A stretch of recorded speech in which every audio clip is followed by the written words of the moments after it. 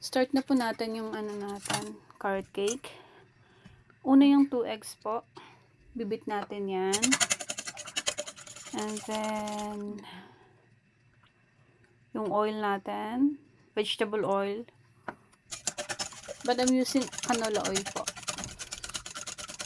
Tapos, bit-bit lang po natin. Mekos-mekos lang. Then, di ko matabi yung kasi ang hirap pala sa camera, nasasali. Yung milk natin na 1/3 cup. Fresh milk po gamit ko kasi wala akong evap. And mahal po dito sa Korea. Then next ko na yung sugar para ma-incorporate siya. And then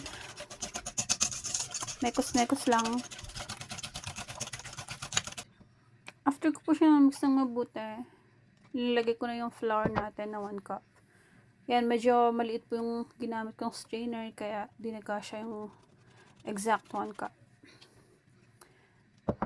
And then, yung baking soda, baking powder, and the cinnamon powder.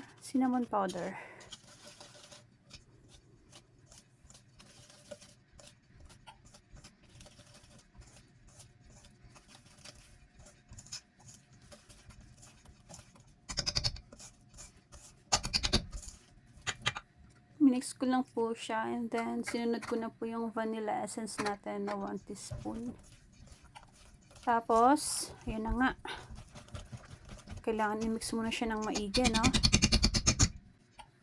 And lastly po, yung carrots natin, grated carrots. Yun na po yung panghuli natin. So, mix well lang po natin siya.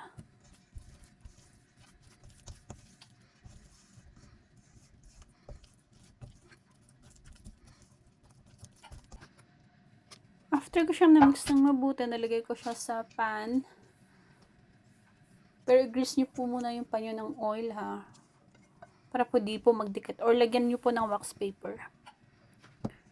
Para madali po siyang tanggalin mamaya. Pero sa akin kasi hindi siya nagdidikit yan eh. Kaya oil lang po nilagay ko. And then yan. Itap lang po natin siya. Tinap ko po siya para mawala po yung niya, yung bubbles po. Tapos, nilagyan ko siya ng peanuts. Mani. Yan lang po kasi available sa kitchen namin. Nilagay ko po siya sa oven ng 175 degrees, 20 to 25 minutes po. Yan, preheated oven po yun hindi po siya. Huwag niyo po ilagay na nakapatay yung oven. I added white chocolate for topping. Thank you for watching. Annyeong!